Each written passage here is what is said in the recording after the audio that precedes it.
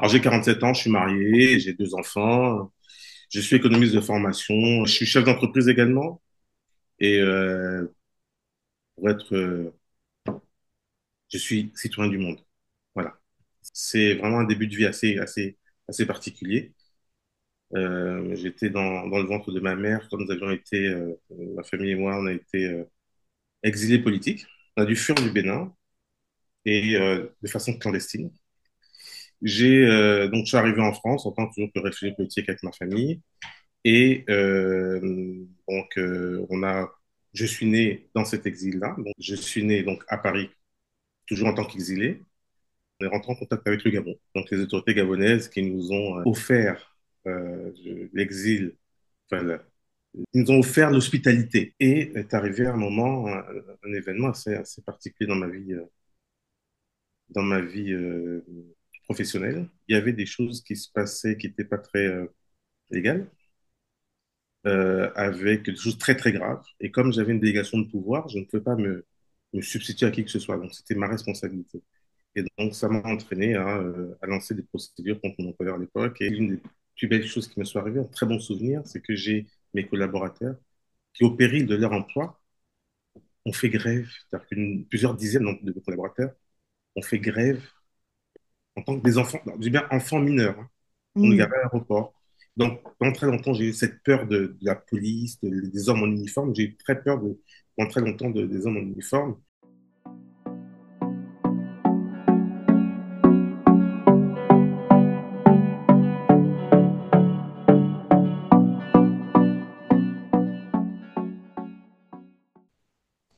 Bonjour Serge, comment vas-tu? Très bien, légal, comme d'habitude. Merci d'avoir accepté l'invitation. Avec plaisir. C'est une conversation, en fait, ça fait tellement d'années qu'on se connaît, qu'en fait, on a tellement de conversations sur tellement de sujets, que je me suis dit, vu que je commence à interviewer des gens, je ne peux pas ne pas t'interviewer. C'est obligé. C'est beaucoup d'honneur pour moi, hein. Je suis très honoré. Ouais, t'exagères un peu, c'est pas... Un petit peu quand même.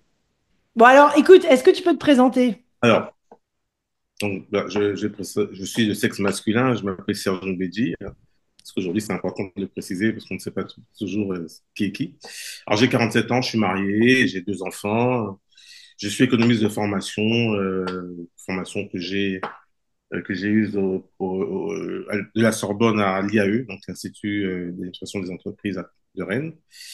Je suis chef d'entreprise également et pour être, je suis citoyen du monde. Voilà, c'est ce qui me définit le mieux. D'accord.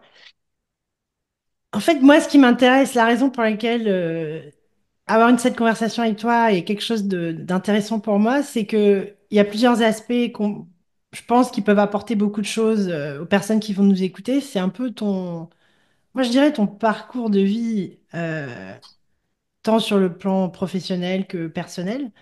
Donc, question très ouverte. Mhm. Comment tu résumerais ton parcours de vie? Alors, je pense que alors, mon parcours de vie, il y a j'ai trois étapes importantes dans ma vie. La première étape, c'est vraiment un début de vie assez particulier. J'étais dans le ventre de ma mère quand nous avions été, ma famille et moi, on a été exilés politiques. Donc, on a dû fuir le Bénin parce que je suis d'origine béninoise. On a dû fuir du Bénin et de façon clandestine. Et j'ai des oncles qui ont fui le Bénin de façon très clandestine, je veux dire, en ayant à peine une serviette sur, euh, sur le corps. Donc, je suis arrivé en France en tant que toujours que réfugié politique avec ma famille. Et je suis né dans cet exil-là. Donc, dès on a quitté le Bénin, moi j'étais dans le ventre de ma mère. Je suis né donc à Paris, toujours en tant qu'exilé. Quelques mois plus tard, on est rentré en contact avec le Gabon. Donc, les autorités gabonaises qui nous ont offert l'exil, enfin, ils nous ont offert l'hospitalité. C'est le terme, c'est vraiment le bon terme d'hospitalité. Donc, à travers Omar Bongo Ondimba. Donc, l'hospitalité au Gabon. Et donc, c'est un pays que j'affectionne particulièrement parce que j'ai passé 18 ans de ma vie, 18 très belles années, avec des gens que j'ai rencontrés comme toi et plein d'autres, et avec qui je suis encore en contact. Et ça fait partie de ma vie, ça fait partie de mon développement aujourd'hui, ça fait partie c'est tout ça qui a fait ce que je suis aujourd'hui, toutes ces personnes-là, ce vécu. Et donc, j'étais au Gabon, on était donc au Gabon en tant qu'exilé politique, et puis écoutez, c'était une époque où le Gabon, en fait, avait besoin d'intellectuels. Et il se trouve que mes parents répondaient aux critères également. Donc, mon père était administrateur civil et il a travaillé longtemps à la SCG, à la direction générale, et ma mère était enseignante. Et donc, c'est comme ça qu'on est arrivé au Gabon. On a été très bien accueillis, très bien intégrés, aucun souci. Et le Gabon, c'est ma patrie de cœur, hein, faut le dire, hein, faut le dire. Avec, c'est ce Gabon que j'ai tout connu. J'ai appris à parler au Gabon, j'ai commencé à écrire au Gabon, j'ai toute ma vie d'adolescente a été faite au Gabon avec toi, avec certaines autres personnes. Et voilà, voilà, donc ça c'est la première partie. Euh, Après, bon, j'ai eu mon bac. Deuxième partie, je suis je suis venu en France, j'ai fait mes études, etc. Euh, et, euh, et donc j'ai commencé à travailler. Donc là, rien de spécial. C'est vraiment un parcours de vie là, sur la deuxième partie qui est tout à fait classique. Et est arrivé un moment, un événement assez particulier dans ma vie professionnelle, où je travaillais pour un grand groupe. J'étais directeur pour un grand groupe d'un centre de profit relativement important qui pesait plus de 15 millions d'euros à l'époque. Et, euh, je peux pas rentrer dans les détails parce que j'ai quand même signé un protocole de confidentialité. Mais en gros, il y avait des choses qui se passaient qui n'étaient pas très légales, avec des choses très très graves. Et comme j'avais une délégation de pouvoir, je ne pouvais pas me substituer à qui que ce soit. Donc c'était ma responsabilité. Et j'ai dû donc faire face à des difficultés énormes, même face à la direction qui ne voulait pas entendre raison. Et donc, ça m'a entraîné à lancer des procédures contre mon employeur à l'époque. Et une chose formidable qui m'est arrivée, et je pense que c'est aussi l'une des plus belles choses qui me soit arrivée, un très bon souvenir, c'est que j'ai mes collaborateurs qui, au péril de leur emploi, ont fait grève. C'est-à-dire que plusieurs dizaines de collaborateurs ont fait grève pour moi. Donc ça, c'est la deuxième partie la troisième partie de ma vie qui a commencé à ce moment-là et qui a débouché sur le fait que je sois employeur à mon tour, donc que je sois chef d'entreprise. Sur le plan personnel, j'ai une vie assez classique. Euh, Marié, j'ai rencontré ma femme à la fac, je me suis marié, on a eu deux enfants, voilà, on a construit notre vie de façon assez classique. Voilà. Ok, Donc, c'est super intéressant parce que j'ignore, enfin, le côté exil, je pense que tu m'en avais déjà parlé, mais de manière très très brève et superficielle. Donc là, on va dire que je découvre presque des éléments en fait. oui, c'est vrai que J'avais jamais compris pourquoi ou comment vous étiez arrivé au Gabon en fait. là, ouais. Je savais qu'il y avait une histoire d'exil politique un peu dans la famille, mais de très loin. Enfin, de toute façon, à l'époque, c'était pas nos sujets. Enfin, Non, non, on ne s'occupe pas de ça. Et puis ouais. c'est des sujets, si tu veux, qui peuvent marquer un enfant, l'enfant que j'étais, parce que moi, j'ai connu l'exil de ma naissance jusqu'en 1990, c'était officiellement exilé en politique. Et je me rappelle des moments où je rentrais, on allait au Bénin pour voir nos grands-parents, on se faisait arrêter à l'aéroport, en des enfants, hein, parce que mon père n'avait pas le droit d'entrer au Bénin. Ma mère, elle, ça va, elle arrivait à rentrer sans problème, mais et nous, comme on portait un nom qui n'était pas très apprécié par les autorités à l'époque, on nous gardait des fois à l'aéroport pendant des heures, en tant que des enfants, non, je dis bien enfants mineurs, hein. On nous Hmm. gardait à l'aéroport. Donc, pendant très longtemps, j'ai eu cette peur de la police, des hommes en uniforme. J'ai eu très peur pendant très longtemps des hommes en uniforme. Et jusqu'à pas très longtemps, hein, jusqu'à peut-être mes 16 17 ans, j'avais encore peur de cela. Et puis après, j'ai eu un rejet. Et en fait, après, j'ai une réaction qui était contraire, c'est totalement opposé. Et c'était un peu la haine de ces personnes-là. Bon, maintenant, je suis passé à autre chose. Hein. J'ai grandi, Hmm. je sais faire la part des choses, etc. Mais ça, quelque chose qui m'a quand même traumatisé et qui, je pense, a dû traumatiser aussi mes frères qui ont subi cela. Voilà. Ouais, non, c'est C'est intéressant. aussi ça qui fait moi ce que je suis. Et je pense que tout ça a contribué au fait à m'aider, avec l'éducation de mon père également, mais le respect des règles. Tu sais, quand on voit un policier, il y a une autorité. Moi, je considère que c'est une autorité aujourd'hui. Vraiment, c'est très clair dans ma tête. Et qu'il y a des règles à respecter, qu'il y a une autorité. Voilà. Et ça, c'est des valeurs que mon père m'a transmises et que je transmets à mes enfants également. Et j'espère Hmm. qu'ils, qu'ils sauront en faire bon usage. Ok, il y a un sujet qui est intéressant quand même par rapport à l'exil, entre guillemets, nous qui vivons à l'étranger depuis de nombreuses années. Donc, bon, toi et moi, on s'est rencontrés au lycée à 14 ans, de mémoire. Ouais, oui, oui, à 14 ans. À À 14 ans. 14 ans, voilà. Donc Troisième. aujourd'hui, on a 47 ans. Ça fait 30 ans qu'on se connaît. Non, ça fait presque 35 ans qu'on se connaît. Presque 35. Ok. On J'ai avait une- 14, 13, Ah oui, 14 ans. pardon. Putain, mais je sais même pas compter. C'est Voilà. très. Mais Ouais. voilà. Ok. Donc, C'est ça, normal, mais toi, t'étais bon. on va Écoute, essayer d'oublier ça, allez, on est. toi, t'étais bon en maths, tu vois. Moi, j'étais nulle en maths. J'avais 2, 3 de moyenne. Quand le prof annonçait, il disait Liliane, 3, je rigolais. Ça m'était franchement Oui, égal, quoi. je me souviens Donc, très bien. Ouais. Écoute, c'est pas ça qui fait l'homme. non, on le sait aujourd'hui. On le sait aujourd'hui. Voilà. Ok, il y a un truc qui est intéressant, c'est que nous qui vivons à l'étranger depuis très longtemps, donc moi je suis partie, j'avais 17 ans, donc ça fait longtemps.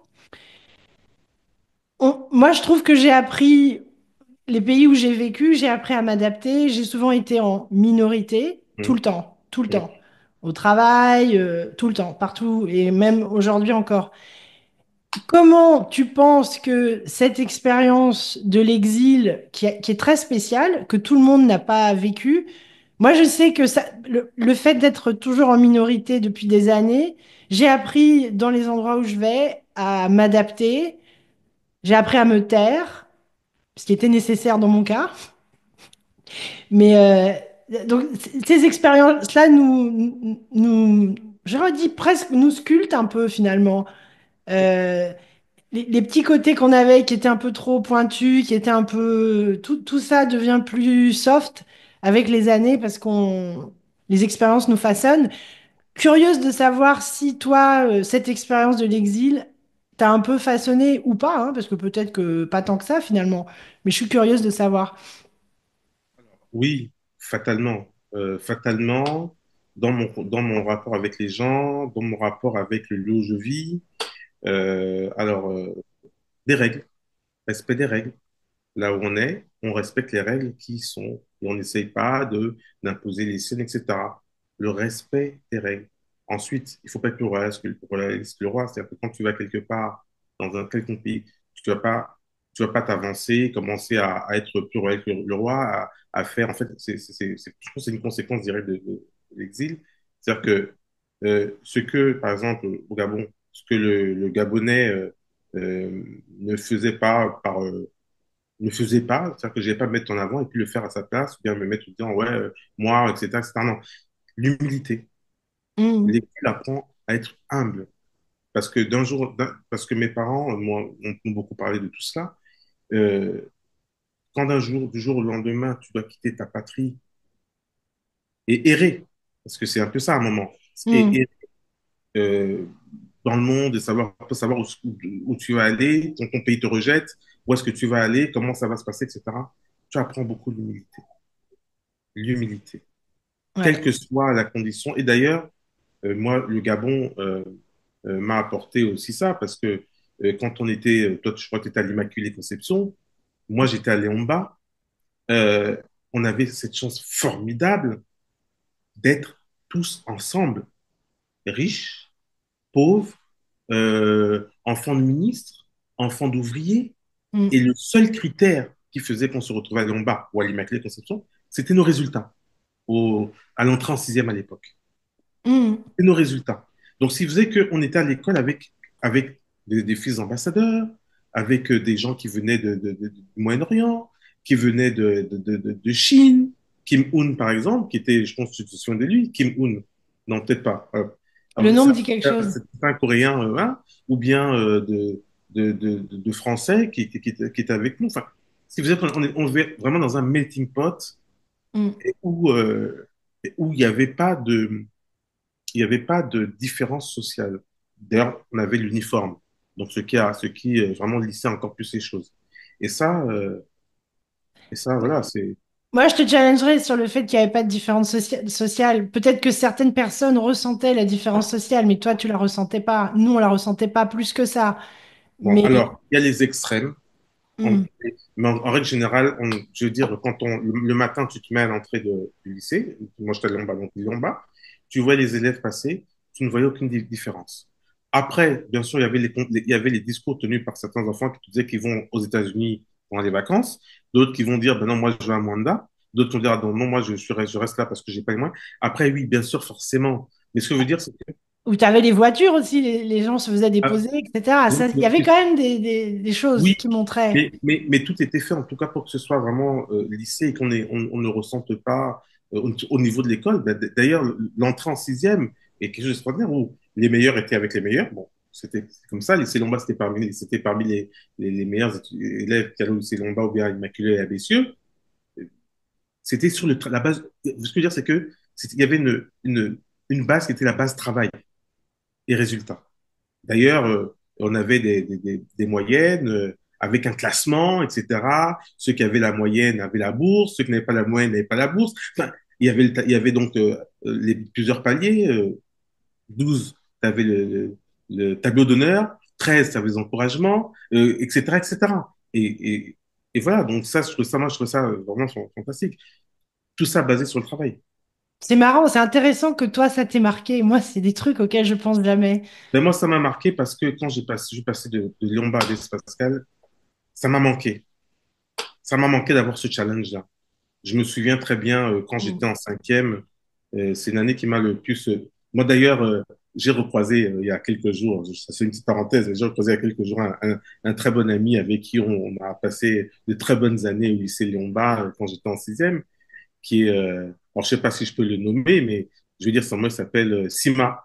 Et s'il entend s'il a accès à cette vidéo, il se reconnaîtra. Et il m'appelait à l'époque le gros Zumbedji.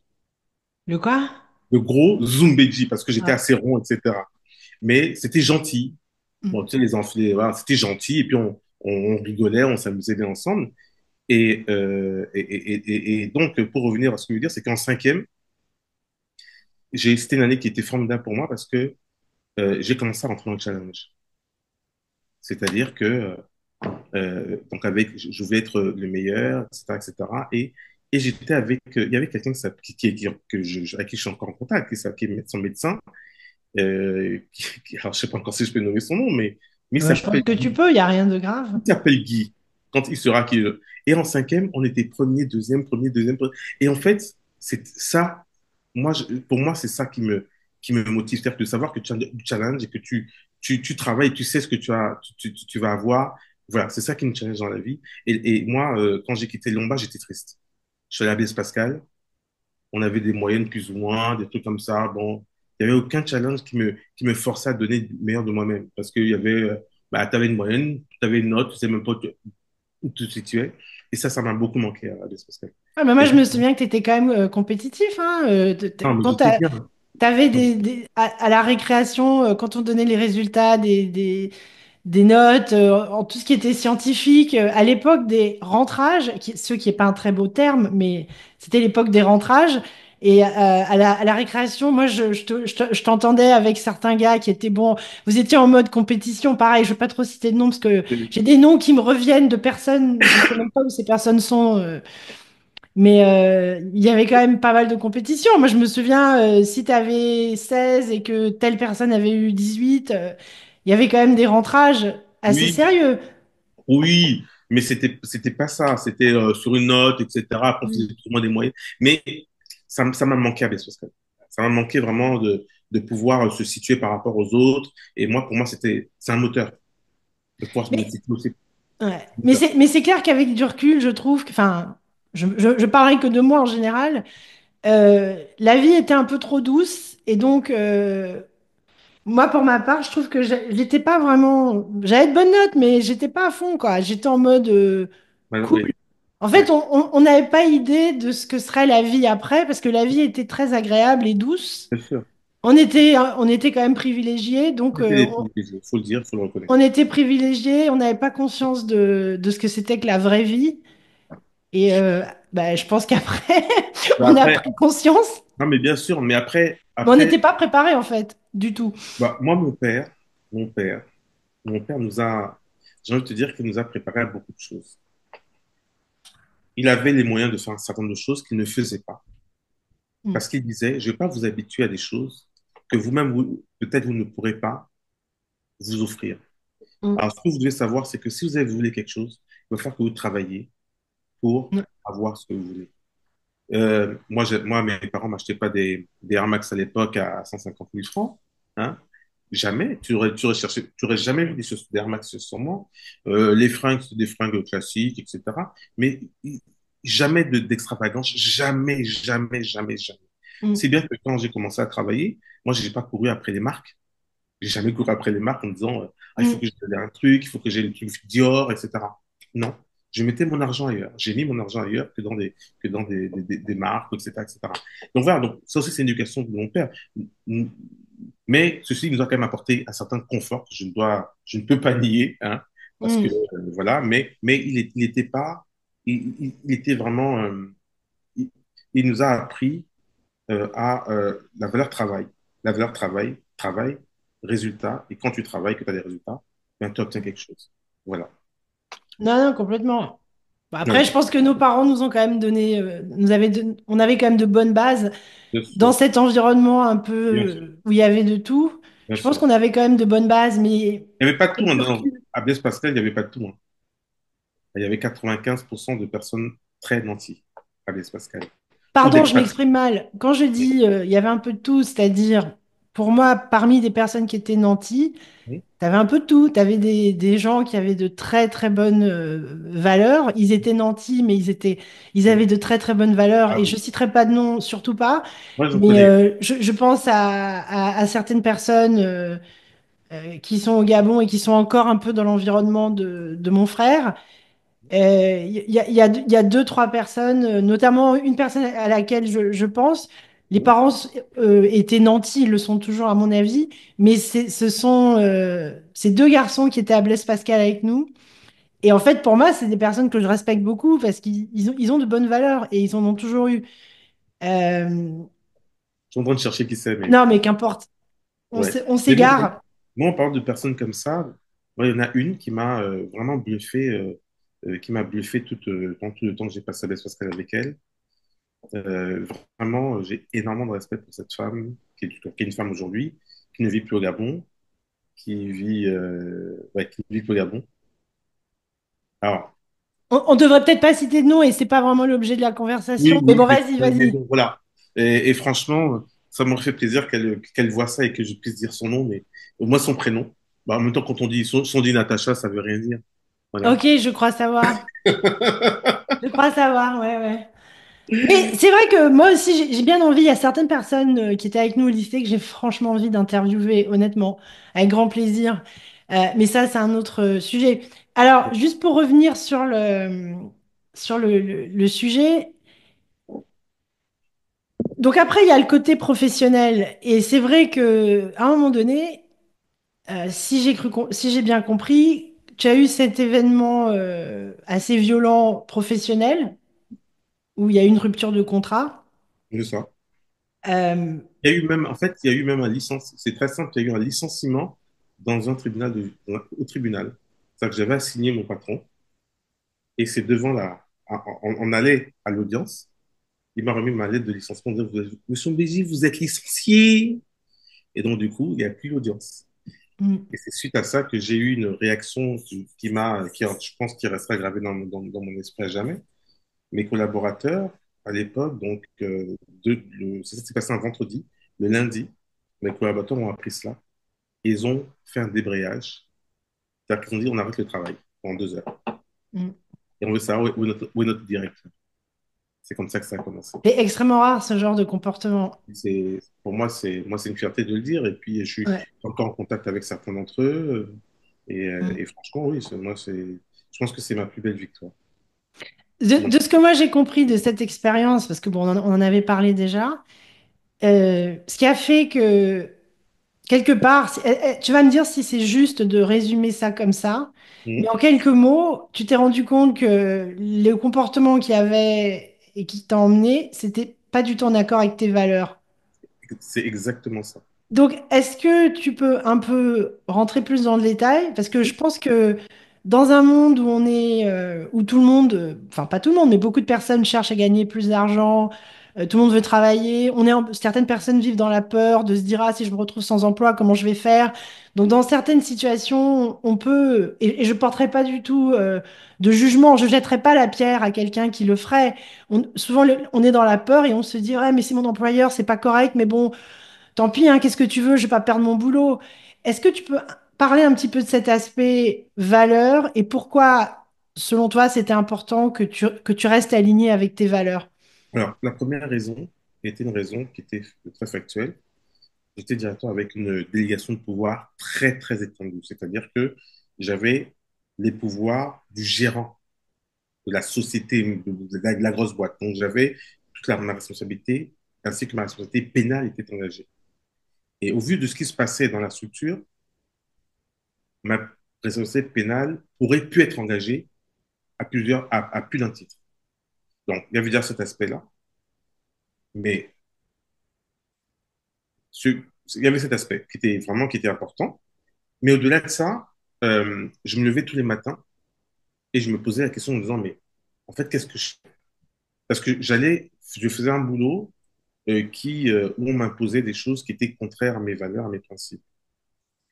Et à un moment, je me suis dit, Serge, si tu n'éprouves pas du plaisir à travailler, à un moment, non. Et puis moi, je suis quelqu'un d'extrêmement humain. On va dire que j'aime mon prochain. Tu peux répéter, s'il te plaît? J'aime mon prochain. Pour emprunter des termes bibliques. J'aime mon prochain et voilà. Donc ça veut dire, c'est très large, ça veut dire beaucoup de choses. Euh, et donc, le, l'injustice, j'aime pas ça.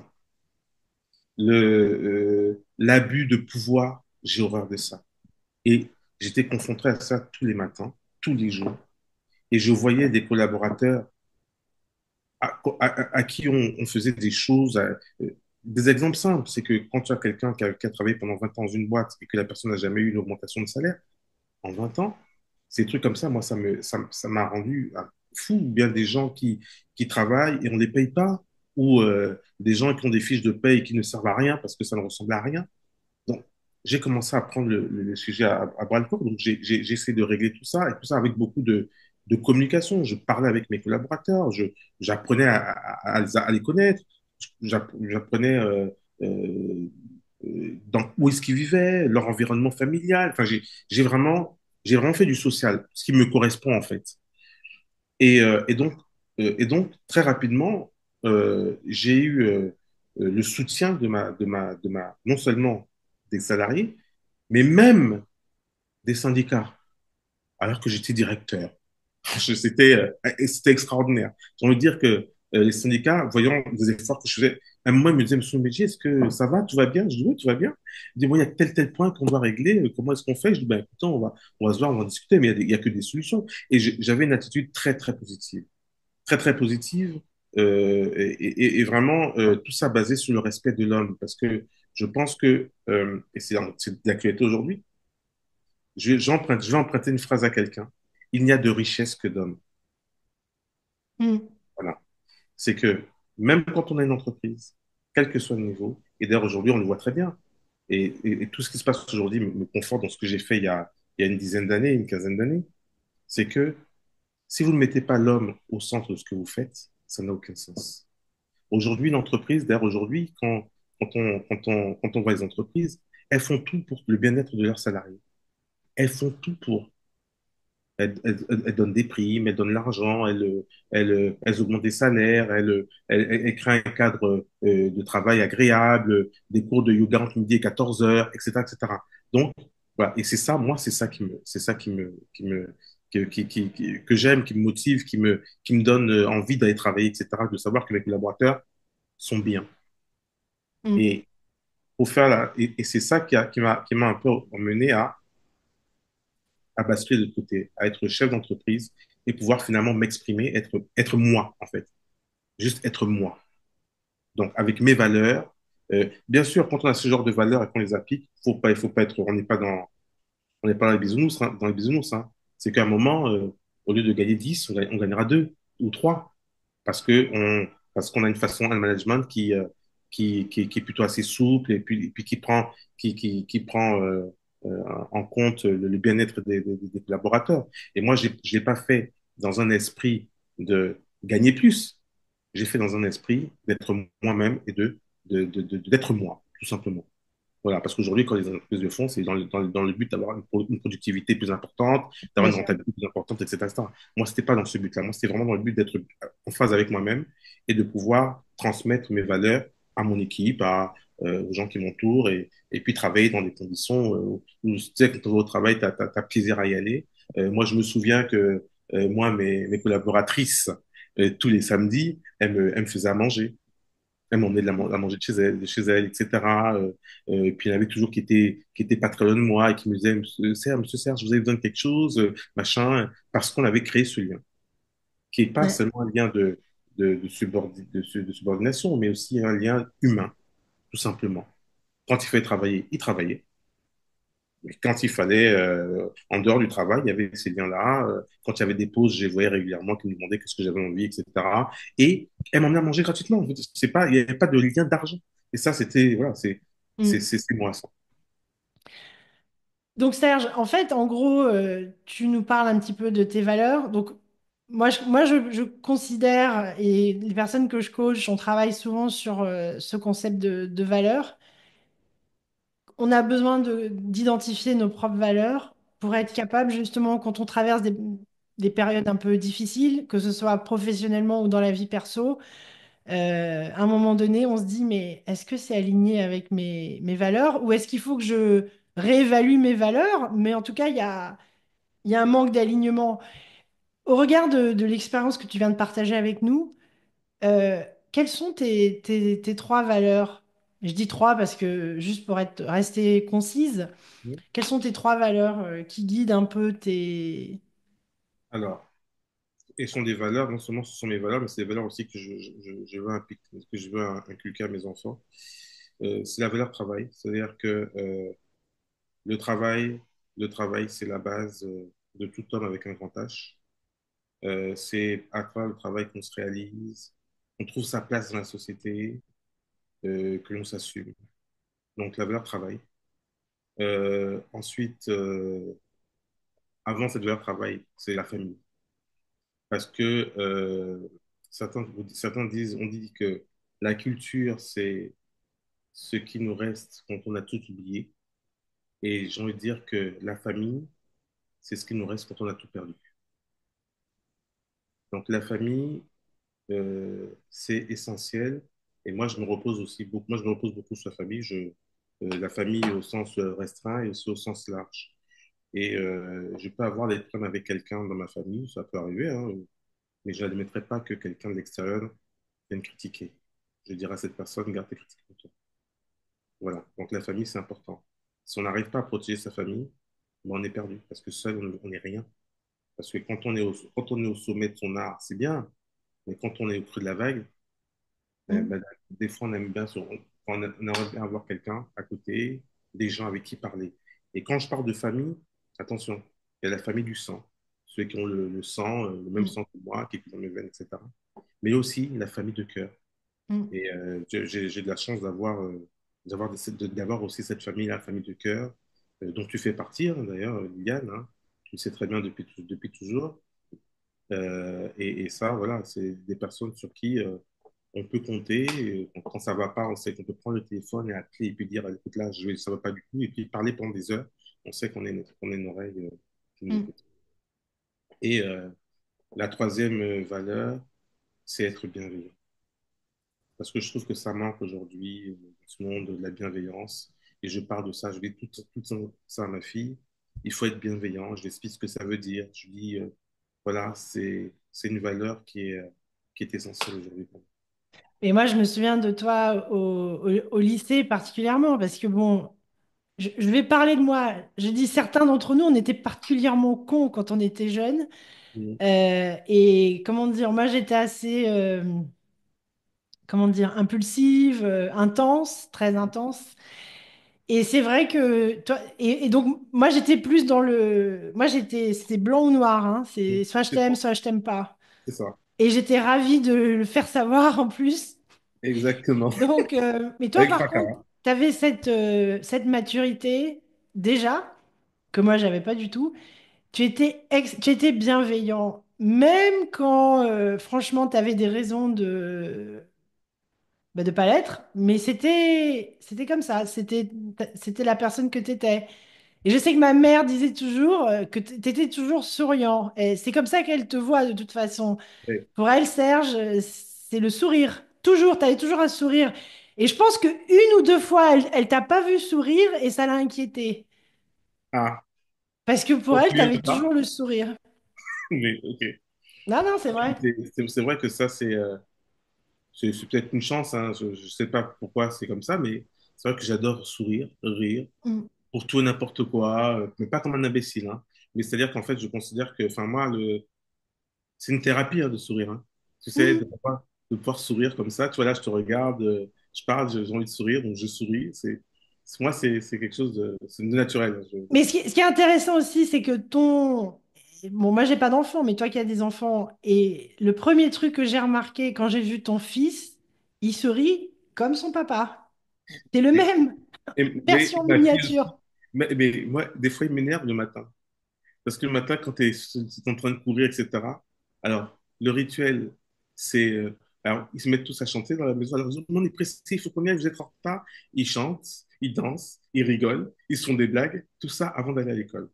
C'est très bien, mais c'est vrai que quand tu es dans le rush, un peu, ça te. Et donc, moi, Mm. ça m'énerve un peu. Et après, tu vois, je m'arrête, je me dis, mais en fait, pourquoi tu t'énerves? Mm. T'es comme ça toi-même. C'est comme ça que t'étais. Donc, du coup, après, je rigole, et puis on rigole, tout le monde rigole, Mm. et puis voilà. C'est comme ça. Je suis bien fier de leur avoir filé ça, en fait, donné ce côté-là. Non, complètement. Donc, non, la bienveillance, Oui, c'est oui, important. c'est important, oui. Donc, finalement, il y a cette expérience, cette rupture professionnelle, qui finalement est peut-être même une rupture plus importante que ça dans ta vie, puisque tu vas tourner la page et commencer un autre chapitre. C'est ça. Le chapitre le chapitre de l'entreprise, de l'entrepreneuriat, qui est, c'est très bien, hein. Ok, voilà, c'est très bien. Il faut avoir du courage, il faut être aussi entouré, ça, je dis que la famille est importante. Moi, je me suis lancé, j'avais une copine à l'époque, qui est aujourd'hui mon épouse, qui m'a encouragé tout simplement, hein, avec des mots simples, etc. Et donc j'y suis allé sans aucune crainte. Je me suis fait aider par un ou deux amis qui avaient déjà cette expérience-là. Et puis ça allait tout seul. Moi, Et moi, je sais surtout, qu'à l'époque, ça m'avait épaté, parce que je me souviens, moi, j'étais déjà en Irlande. mais j'ai Et pas fini. Il faut que je dise, j'ai pas fini, Liliane. Attends, attends, attends. Et donc, qui m'avait aidé, etc. Et ce dont j'avais besoin à l'époque, c'était j'avais besoin d'un. Bon, j'avais le, le, comment dire, l'accord, c'est pas l'accord, mais j'avais le soutien de ma copine à l'époque, qui est mon épouse aujourd'hui. J'avais quelques personnes que je connaissais qui étaient déjà dans le milieu, donc ça a aidé. Et j'avais à un moment besoin d'un peu de finances, parce que quand on se lance, on crée une entreprise, il faut un peu de sous. Donc j'avais lancé une petite appel de fonds à mon entourage, etc. Et je me souviens très bien que l'une des personnes, il y a eu une, deux, j'ai demandé à quatre personnes de l'aide financière. Et tu faisais partie de ces personnes. Et dès que je me souviens exactement que dès que je te l'ai dit, il ne s'est pas passé 3 secondes, tu m'as dit, OK, OK, il n'y a pas de souci, combien tu veux. Et puis tu m'as dit, voilà, sœur, je peux te filer tant, de façon très, très, très spontanée. Et ça m'a touché, ça m'a marqué. Jusqu'à aujourd'hui, je l'ai toujours en tête et je me rappelle toujours de ce jour-là. C'est rien pour toi, mais pour moi, c'est quand même, voilà. Et voilà, donc après, j'ai remis les sous qu'il fallait, et puis je me suis lancé. Et puis j'ai pu m'exprimer Hmm. réellement en tant que manager. M'exprimer réellement en tant que manager. Euh, voilà. Juste une parenthèse, donc moi à l'époque en fait j'avais trouvé ça épatant parce que bon aujourd'hui avec l'expérience que j'ai etc. Oui aujourd'hui ça me surprendrait moins tu vois Mm. mais à l'époque c'était il y a combien d'années? 12 13 ans? C'était il y a ouais, 14 ans, à Ouais, peu près. moi je sais qu'à l'époque, j'avais pas les épaules. Mais quand tu m'as dit ça, je me suis dit waouh, Ouais. énorme. En tout cas, c'est pas moi qui vais l'empêcher. Si je peux faire un truc qui peut l'aider, ce serait dommage qu'il le fasse pas parce qu'il lui manque quelque chose. Mm. Moi, en tout cas, je peux donner ce que je peux donner, mais je donnerais. Enfin, mais c'était même pas un don, c'était un prêt, puisqu'après tu m'as remboursé. Mais comment dire? C'était quand même.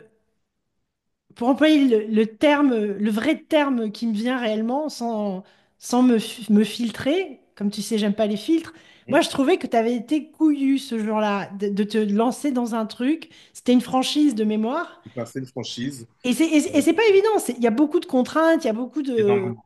C'est. Énormément. Énormément. Aujourd'hui, bon, j'ai fait des franchises, hein, mais aujourd'hui, T'en as eu combien des franchises? alors, j'en ai eu, on va dire que j'en ai eu pendant 14 ans. Mais t'en as eu Mais combien? j'en ai eu, j'ai fait j'ai fait 3 franchises, en fait, au total. Ouais, il me semblait trois. 3 franchises, et c'est très dur, le monde de la franchise, c'est extrêmement dur, extrêmement difficile. D'ailleurs, c'est pour ça que j'ai créé d'autres boîtes aujourd'hui qui ne sont pas du tout franchisées. Voilà. Mais la franchise, ça reste, disons que qu'il faut, quand on fait de la franchise, il faut se donner des objectifs clairs et un timing. Parce qu'on ne reste pas dans une franchise à vitam aeternam. Impossible. Non, mais c'est pas possible. Aujourd'hui, c'est impossible. On se donne des Pourquoi? objectifs. Pourquoi? Parce que c'est tellement contraignant quand vous devez redonner aux franchiseurs 14-15% de chiffre d'affaires. Déjà, il faut sortir ces 15% de marge, ce qui n'est pas évident aujourd'hui. Mais en Hmm. plus, quoi qu'arrive, il faut donner ces 15% aux franchiseurs, sans oublier les autres frais que le franchiseur prend à gauche, à droite, etc. Sans oublier la pression fiscale qu'on a ici, les taxes, Donc toi, tu étais en France, faut le préciser. Bon, c'est en France. ouais. Donc, c'est extrêmement compliqué. Donc, il faut se donner des objectifs. Il faut se donner des objectifs, de dire pourquoi est-ce que je fais de la franchise? Je fais de la franchise, ok, mais est-ce qu'il faut avoir un projet derrière? Parce que la franchise n'est pas un projet. Alors explique quand tu dis qu'il faut avoir un projet derrière. Qu'est-ce que tu Ben, entends par c'est-à-dire là? que aujourd'hui, tu as un projet derrière, c'est-à-dire que se dire, j'ai un projet X, comment faire pour y arriver? On peut se servir de la franchise pour y arriver. De façon intelligente, je ne vais pas développer ça, mais on peut se servir de la franchise pour y arriver. Je vais donner un exemple simple. Quand on est dans, par exemple, dans de la location de voiture. On se dit, moi j'ai envie de créer une boîte qui va louer, vendre, acheter des voitures, machin, etc., etc. Mais au départ, pour faire ça, il faut beaucoup d'argent. On a un peu cet argent. Parce que quand on veut louer des voitures, ça veut dire qu'il faut aller vers des concessionnaires, des concessionnaires, vers des fabricants de voitures, etc. Et puis leur dire, bon, cette année, j'ai besoin de 50 voitures. Sauf que 50 voitures, les acheter, c'est bien sûr pas possible parce que 50 voitures, ça fait 2 millions d'euros, hein, à peu près. Si on demande de les passer, de les louer, ok, mais ils demandent des garanties par véhicule. Donc, on se retrouve à devoir mettre sur la table des centaines de milliers d'euros en caution. Enfin, donc, c'est compliqué. Donc, la franchise peut permettre de faire ça. C'est-à-dire que d'avoir la structure franchisée qui va alimenter sa structure. Passer par des montages, etc. Ok, Mais je vois. donc, c'est de servir de la franchise pour un projet. Mais dire que la franchise est un projet, pour moi, cette franchise n'est pas un projet. C'est un moyen pour arriver à autre chose. Voilà. Et ça, c'est avec l'expérience qu'on apprend. Et, Ok, donc imagine, quelqu'un veut se lancer pour la première fois, d'accord? Dans un secteur d'activité, dans un domaine précis. Aujourd'hui, toi, avec ton recul et ton expérience, tu l'as pas fait une fois, tu l'as pas fait deux fois, mais tu l'as fait trois fois. Avec ton expérience, aujourd'hui, tu dis à quelqu'un, va, commence par la franchise ou tu dis non, monte ton truc directement. après, tout dépend du secteur d'activité aussi, c'est important. Tout dépend du secteur d'activité. Mais les secteurs d'activité qui sont difficiles à pénétrer, qui sont difficiles à pénétrer parce que ça demande de gros investissements de départ, ça demande de grosses garanties, Comme etc. Et quel là, secteur? ça peut être dans l'automobile, ça peut être secteur de la grande distribution, donc tout ce qui est donc la grande distribution, hein, la Hmm. grande distribution générale, euh, euh, tout en fait les secteurs, toute structure qui nécessite de gros apports financiers. La franchise peut être une solution pour développer son business. Mais ça, bien sûr, c'est des trucs qu'on ne dit pas. Non, mais j'ai compris. Maintenant, quels sont les secteurs d'activité, par exemple? Tu peux donner un ou deux exemples où typiquement tu fais, ben non, pas besoin de faire une franchise, lance-toi directement. En général, tout ce qui est service à la personne, service aux entreprises, on n'a pas besoin. C'est pas nécessaire. Parce que d'abord, on n'a pas besoin de beaucoup d'argent, beaucoup de sous pour se lancer. Et ensuite, aujourd'hui, les entreprises, quand on propose un service à une entreprise, elles regardent le coût. Et à la limite, l'entreprise peut te tester pendant un laps de temps court. Et puis Hmm. après, faire un contrat. Donc, on n'a pas besoin. C'est surtout dans le service. Dans le service, on n'a pas besoin de se lancer dans des franchises. Je pense que c'est pas nécessaire. Ok, on fait un off. Ouais, donc non, non, une belle expérience. Juste pour rebondir par rapport à ce que tu disais, donc oui, effectivement, après, comment dire, décider d'aider un ami à se lancer, encore une fois, c'est pas quelque chose qu'on fait pour tous les amis. Bien sûr. Je pense que tu es le seul pour qui j'aurais pu faire ça.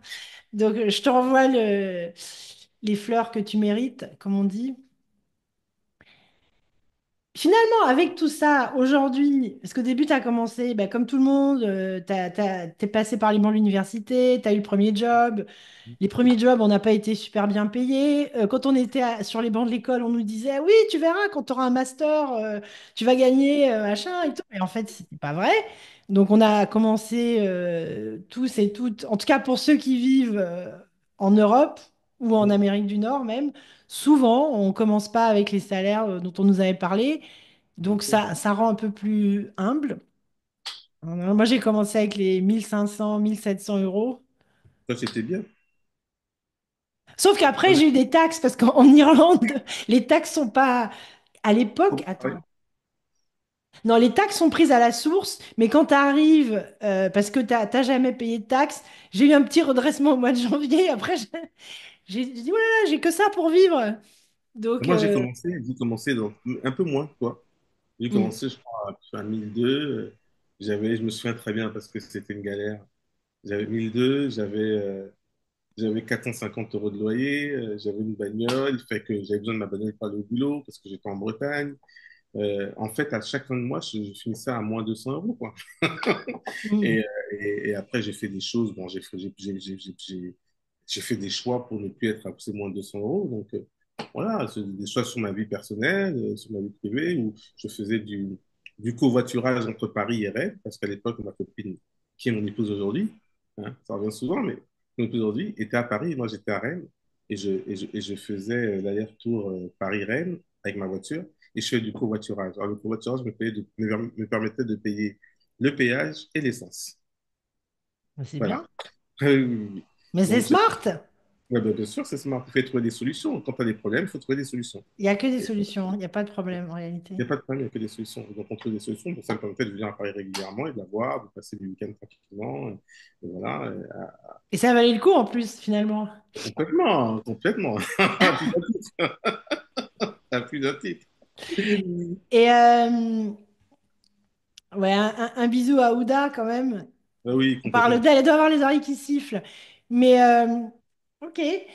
Et donc finalement, aujourd'hui, c'est quoi ton rapport au travail? Parce que bon, je vais pas entrer dans les détails, mais moi je sais, t'as bossé, bossé, bossé, même dans des situations où, dans la vie personnelle, bon, tu m'en voudras pas de préciser, même quand je me souviens, ton père est décédé, ça m'avait choqué. J'étais à Paris et tout, et je crois que t'avais carrément du sang qui était sorti des oreilles ou du nez, je sais plus. Ouais, Mais exactement. t'étais dans Mm. t'étais dans un niveau de stress, Ouais, et Dieu seul sait que t'es pas quelqu'un, tu te plains pas, mais t'étais à un niveau de stress ouais, intense. La vie parisienne, le boulot, la pression, il y a toujours des choses au boulot. Euh, Après, il faut quand même le dire, quand tu es black en France, bah, que tu bosses, que tu es employé, la vie n'est pas rose. Tu fais ouais, quand même, tu subis des préjugés, des discriminations tout le temps. Il faut dire la mm. vérité. Alors maintenant, la diversité, c'est à la mode. Mais je veux dire, maintenant, avoir un ami black, c'est à la mode, mais ça n'a pas toujours été à la mode, hein. Ah, bien sûr, ça peut sortir la main. J'ai senti. Enfin, moi, je suis arrivé en France. Quand je suis arrivé en France, alors, il faut savoir que moi, je n'étais pas dépaysé quand je venais en France parce que j'ai eu la chance, comme toi, Mm, de très vite, on voyageait, on venait en France, on allait en Côte d'Ivoire, on allait au Bénin, enfin, chaque année. Moi, j'ai pas été dépaysé par ça, mais moi, j'ai appris le racisme, j'ai découvert le racisme, j'avais 18 ans passés. Voilà, 18 ans passés, où, où en fait on te dit des mots que tu n'as jamais entendus de ta vie, où sur le plan professionnel, on, on te dit, je me souviens quand je suis allé en Bretagne travailler, il y a on m'appelait l'intellectuel, parce que j'étais le plus qualifié de l'entreprise. J'ai rencontré, j'ai rencontré, et mm, ça agaçait les gens, et je recevais des remarques tous les jours de mes collègues, hein, de mes mm, collaborateurs également. Quand je dis collègues, c'est ceux qui étaient du même niveau que moi, et de mes collaborateurs, ceux qui étaient en dessous également. Je recevais des trucs, mais des trucs mais violents, hein, mais violentissimes. Et je gardais toujours le sourire parce que je me disais, mon combat, il n'est pas là. mm. Mon combat n'était pas là. C'est Ouais, mais ça, faut quand même faire preuve d'une force pour ne pas réagir. bien sûr. Euh, Parce que j'avais un objectif, il était clair. Je savais que c'était juste un passage. Donc, je mm, n'avais pas fait racine chez eux. Donc, je prenais, j'écoutais, je disais rien, je répondais même pas. Je marquais mm. de l'indifférence à ce qu'ils disaient. Et à un Non, mais moment, ils ont... c'est lourd, hein, c'est lourd. Parce que moi, je vois même dans mon cadre professionnel, bossant dans la tech, je me souviens d'un voyage où l'entreprise pour laquelle je bossais nous envoie aux US, à Philadelphie, faire un training. Et donc, moi, quand on me demande d'où je viens, vu que je parle anglais avec quand même un accent français, donc les gens disent: Oh, you're French, t'es française et tout. Je dis: Non, je suis pas française, je suis gabonaise. Gabon, je dis Afrique, je viens d'Afrique, Afrique centrale. Et ben là, je me souviens ce training, Serge, c'était horrible. Les Américains, ils aiment vous mettre en groupe pour faire, on avait des simulations de vente, des trucs à faire. On était en groupe et on devait préparer, donc tous les jours, on devait présenter devant 100 personnes. En fait, c'était comme une grosse université, tous les vendeurs qui avaient été embauchés cette année-là. Donc c'était comme une grande messe Hum, à l'américaine. hum, Et donc, on devait travailler le soir après la formation pour préparer des choses pour le lendemain. Et comme j'avais dit que je venais d'Afrique, il y avait un mec, quand je parlais, je donnais des idées, il m'ignorait en fait. C'est comme si j'existais. Il m'ignorait. Il m'ignorait. C'est-à-dire qu'en fait, tout ce que je disais pour lui, c'était pas intéressant. C'était. Et j'avais eu la même chose quand j'étais en master à Montréal, dans un cours aussi. Et heureusement que tu as... Là, il y avait une personne, une amie à moi, Sandrine Martin, si elle m'écoute, hein, elle s'en souviendra peut-être. Elle m'avait rassurée, elle m'avait dit, mais attends, le travail que tu fais, ça vaut un A+. Et on avait eu A+, au projet. Mais le hum, mec, il m'avait fait douter de moi parce qu'en fait, c'était jamais bien. C'était pareil. On m'avait demandé d'où je venais. J'avais dit, t'es française? J'avais dit non, je suis gabonaise. Et quand les gens savent, certaines personnes savent d'où tu viens, pour eux, bah, c'est l'Afrique, hein. T'es forcément hum, bête, t'es forcément hum, pas intelligent, t'as pas de niveau. Tu viens hum, d'Afrique. hum. Donc, Ben, je me souviens aussi d'un épisode qui m'avait... Je crois que c'était le premier épisode qui m'avait marqué dans ma vie où je me suis dit, mais pourquoi? En fait, j'essaie de trouver une explication. J'avais 17 ans. J'étais en terminale. On avait fait un devoir de maths, qui était ma matière, hein, il rend les résultats. Et je prends ma copie. Donc, entre-temps, on avait fait la correction. Je prends ma copie, je regarde ma copie, je cherche mes erreurs, je n'en trouve pas. Et je vois comme note 15.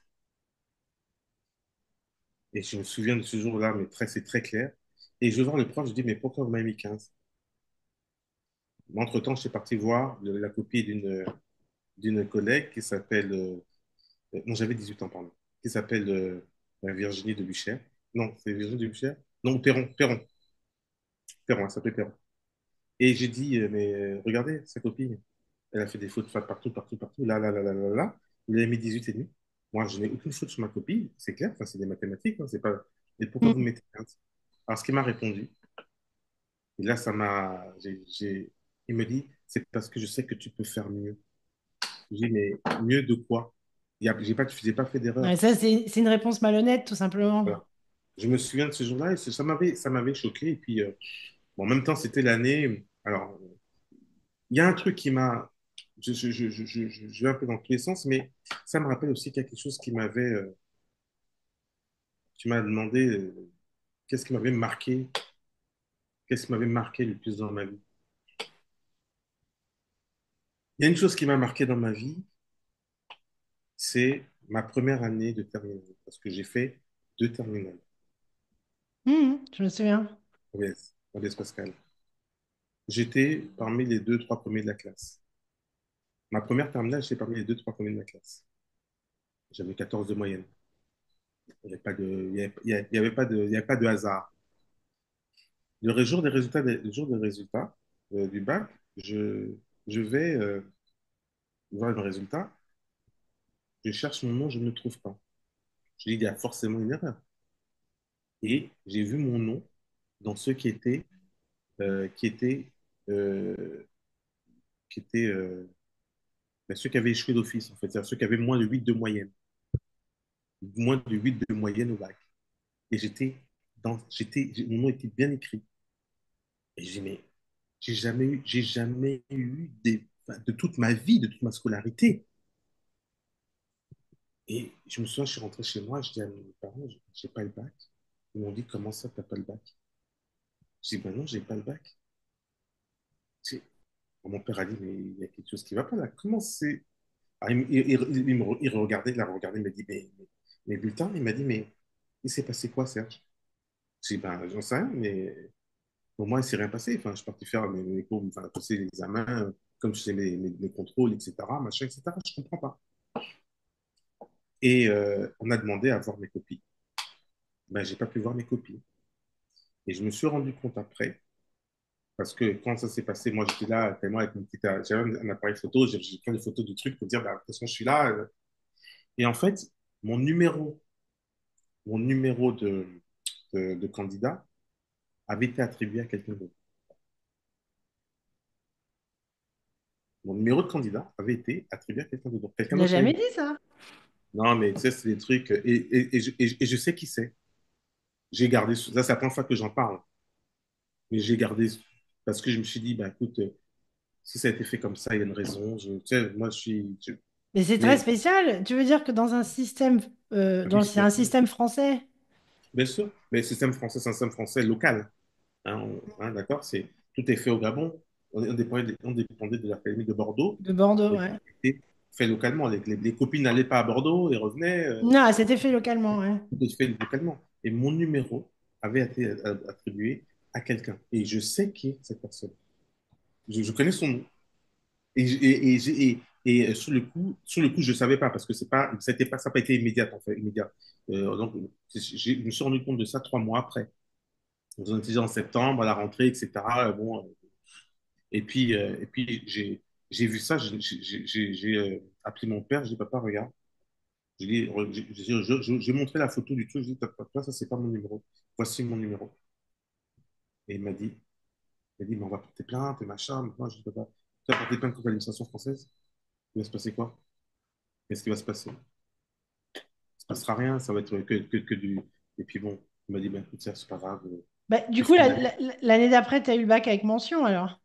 J'allais pas à l'école. Non?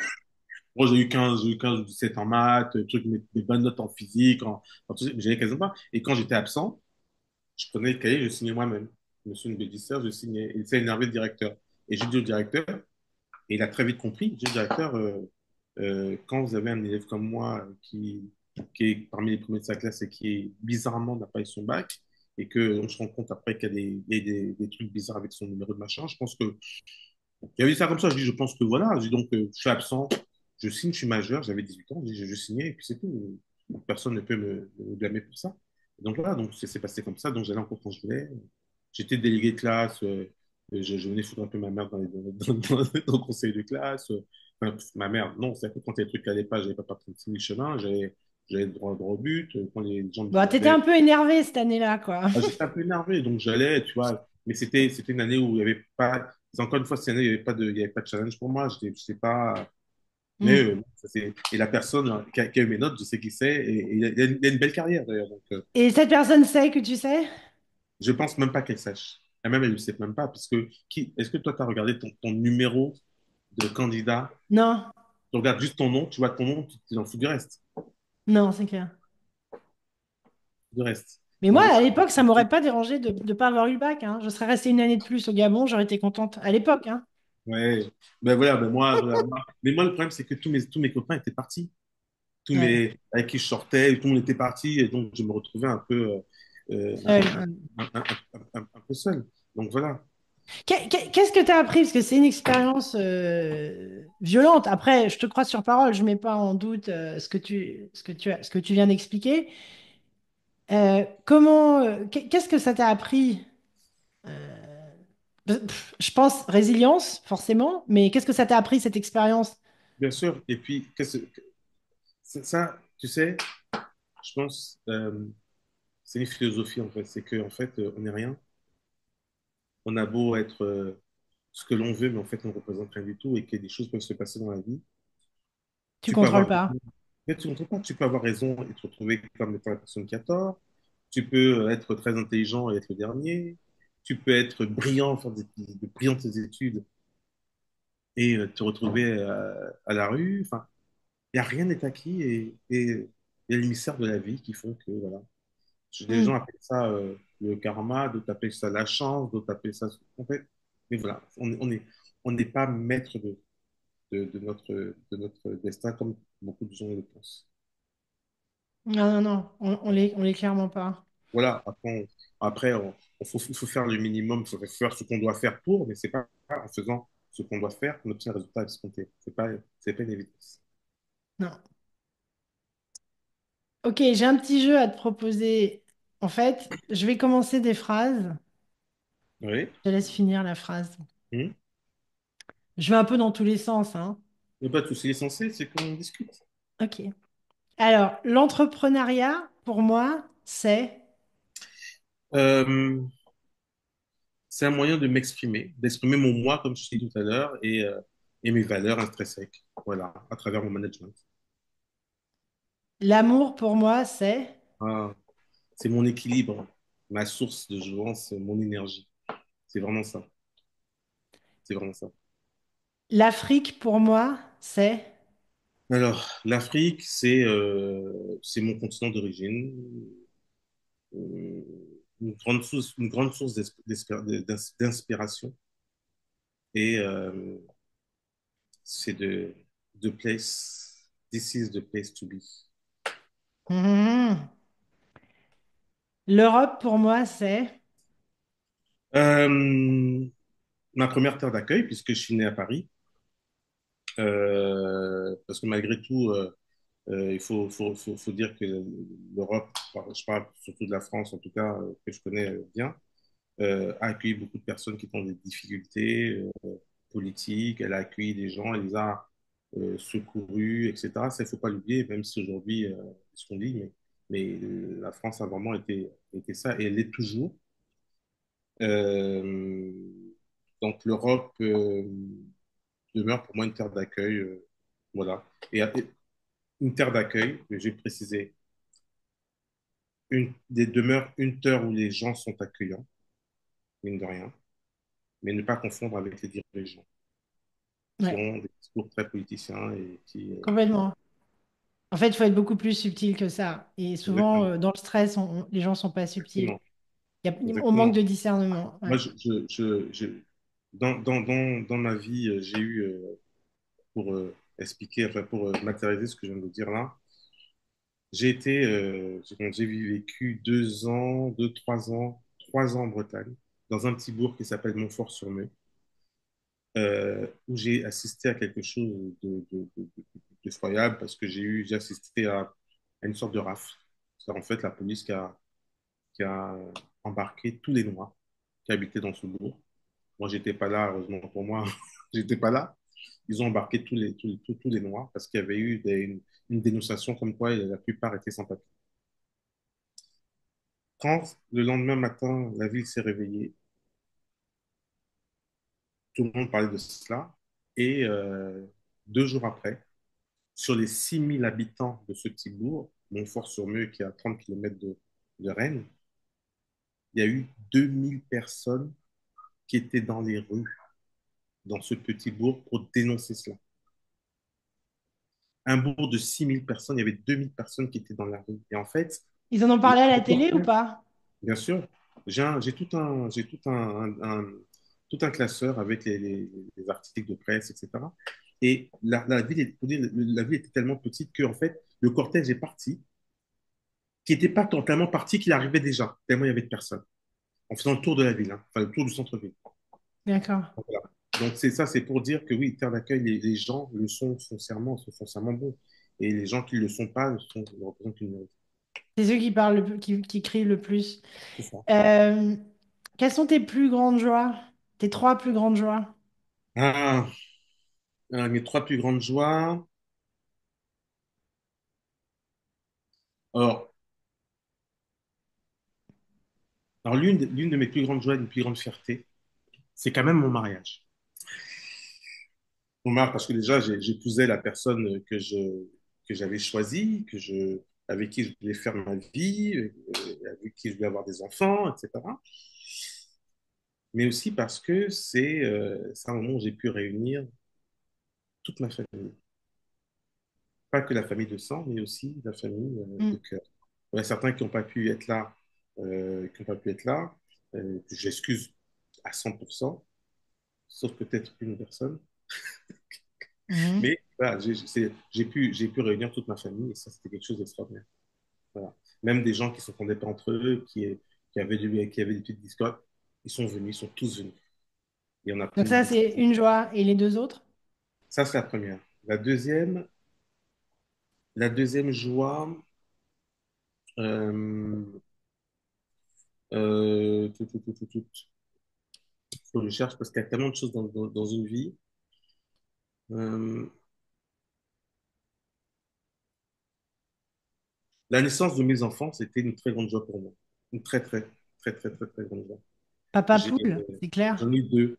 Donc j'ai eu une double joie à 4 ans d'écart. Mais la naissance, et la troisième, c'est sur le plan professionnel où j'ai eu une joie immense le jour où je me suis rendu compte, l'histoire que j'ai racontée tout à l'heure, où j'avais 90% de mes collaborateurs qui ont fait grève pour moi, qui ont risqué leur emploi pour moi. Voilà, Ce 100% qui de est fois. exceptionnel parce que Ah oui, 99% des gens ne le font pas. ils ne le font pas. Et d'ailleurs, j'ai eu quelques articles dans le Parisien, dans le Figaro.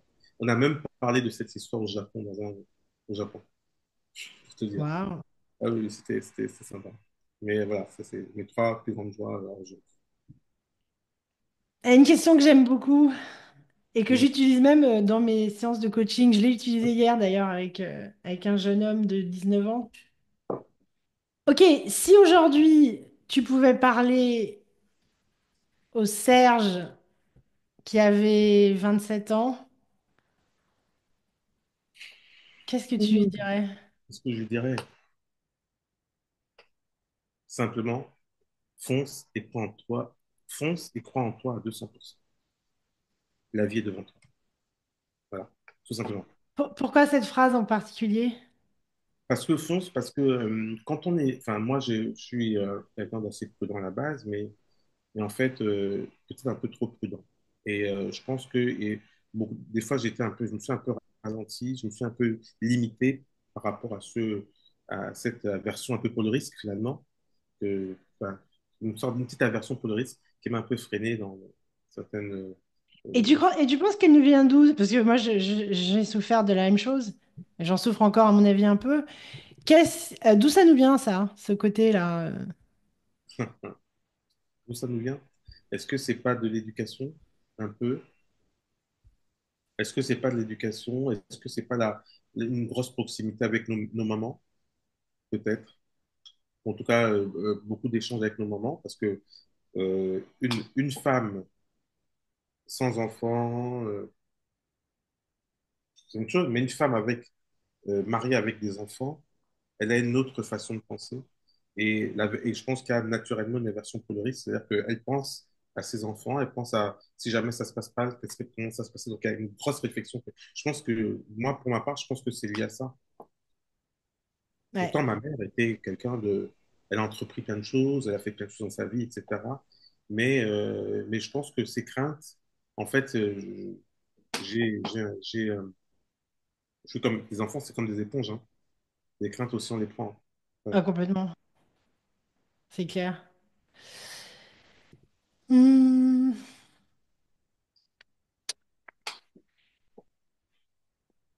quelles sont, euh, quelles sont tes passions? Parce que finalement, t'es vachement ancré. Quand enfin, je te connais assez bien, même très bien. Moi, ce que je remarque, c'est la personne, le jeune homme et finalement homme, maintenant homme mature, hein, désolé, qui a une vie qui a été vraiment autour du travail, du travail, du travail, la famille, c'est vrai, mais le travail. Mais dans tout ça, les passions, il y en a? Elles sont où? Alors, c'est vrai que je ne me suis jamais posé et réalisé mes passions parce que pour moi, il y avait d'autres priorités que mes passions, alors que la vie, une vie complète et équilibrée, Hmm. la passion fait partie entièrement de la vie, de ne pas faire des choses qui nous plaisent, pour lesquelles on ne voit pas le temps passer, etc., etc. Alors, l'une de mes passions que j'ai toujours eues, bon, c'est les voyages. J'adore voyager. Hmm. Et c'est une passion que mon épouse a également et qu'on est en train d'inculquer aussi aux enfants, à tort ou à raison, je ne sais pas, mais A raison, forcément. à raison que Dieu leur donne les moyens, nous donne les moyens de continuer à vivre cette passion pleinement et à découvrir des cultures différentes de la nôtre, des modes de vie, des endroits magnifiques sur Terre. Voilà. Donc ça, c'est une passion qu'on a tous chez moi. Et Ouais, super. Euh, donc oui, donc je pense qu'il y a un dernier aspect qui est assez intéressant, c'est vu ton expérience et ta personnalité, comment dire, si je nous compare, sans rentrer dans les détails, je dirais que quand on était plus jeune, toi, tu avais déjà une longueur d'avance sur moi par rapport à ta maturité, je dirais, émotionnelle. C'est-à-dire que, et en termes de communication aussi, c'est-à-dire que moi, je pensais quelque chose et je le disais, et c'était tout. Et pour moi, c'était bien, c'était comme ça. C'était ma force. Alors, pas du tout, c'était une grosse faiblesse. Et toi, tu avais plus d'une longueur d'avance sur moi là-dessus. Et donc, avec du recul, vu les situations que tu as traversées professionnelles quand tu étais employé, qu'ensuite tu l'es toujours employeur, quels sont, et même dans ta vie personnelle extrêmement riche, familiale, au sens enfin, nucléaire du terme, mais aussi, on a de grandes familles, n'est-ce pas? oui. Quels sont les soft skills dont tu penses les jeunes, quels sont les soft skills qu'il faut qu'on essaie de développer, selon toi? Et même pour les plus vieux, finalement, qui pourraient se remettre en question. Moi, avec ma petite expérience et mon humble personne, euh, je pense qu'avant de faire quelque chose, de dire quelque chose, quelle que soit la circonstance, les circonstances, Je pense qu'il faut prendre le temps de réfléchir. Il faut prendre le temps de réfléchir euh, et surtout, toute chose n'est pas bonne à dire. C'est pas tout ce qu'on pense que l'on dit, c'est pas tout ce que l'on fait que l'on dit. Il faut prendre le temps de réfléchir. C'est très important. Et surtout, on ne dit pas tout. C'est pas parce qu'on pense, c'est pas parce qu'à l'instant T, on pense du mal de quelqu'un, parce qu'on pense qu'il faut s'exprimer et le dire tout de suite. Non. Je pense Mm, qu'il faut prendre le temps, prendre le recul, de réfléchir, de se poser des questions. Une fois, surtout quand on est dans le vif du sujet, on est dans l'émotionnel, etc., il mm. faut se calmer et puis voilà. Je pense que c'est très important. Ensuite, à développer euh,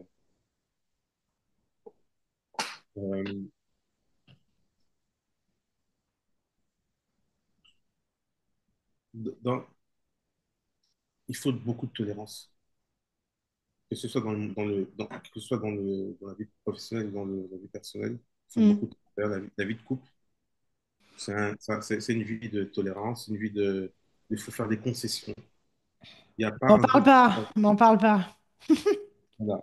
Il faut faire des tolérances et concessions. C'est important parce que quand on n'est pas tolérant, qu'on n'arrive pas à faire des concessions, bah, la vie est compliquée parce qu'on n'aura jamais en face de soi, que ce soit professionnellement, que ce soit personnellement, quelqu'un qui soit exactement comme on veut qu'il soit. Ça n'existe pas. Amen. Euh, et puis, euh, et puis j'ai envie de dire de l'humilité. On a une boîte aujourd'hui qui fait 100 millions d'euros de chiffre d'affaires. Bravo, c'est bien. On n'est pas à l'abri que l'année suivante, qu'il se passe Mm. quelque chose, qu'il y ait un événement international qui fasse que ce secteur passe en crise.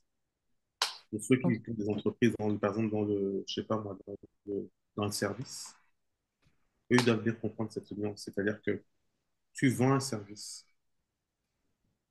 Donc, parmi tes clients, tu as des clients peut-être qui sont ce qu'on appelle des mensuels, des clients, des clients réguliers. On va dire des clients réguliers qui ont un contrat sur 2 ans. Donc ça, c'est la base qui te permet de faire tourner ton entreprise. Mais tu as la plus grande partie, donc les 80% restants, ce sont des clients ponctuels. Mm. Et en fait, quand on réfléchit bien, c'est un éternel recommencement. C'est-à-dire qu'il faut aller chercher. C'est pas parce que tu as fait 100 millions cette année que la prochaine tu feras 110 millions. Mm. Voilà. Parce que les clients, c'est des one-shots. Il faut aller Mm. toujours chercher ce one-shot de façon continue chaque mois, chaque jour, chaque année, etc. Donc, l'humilité. Donc, humilité, gestion des émotions, on va dire, pas être impulsif. Ne pas être impulsif, réfléchir voilà, de parler. Toute chose n'est pas bonne à dire. Ok, donc humilité, Humilité. euh, Donc, avoir de la réserve, c'est on va ça, dire. voilà, la réserve. On peut Et dire. c'est quoi la troisième? Et la troisième, c'est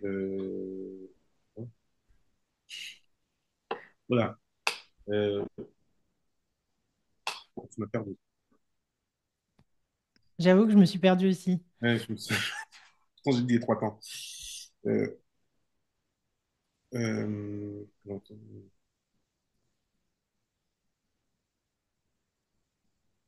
de l'humilité, on a dit. Euh, euh, et oui,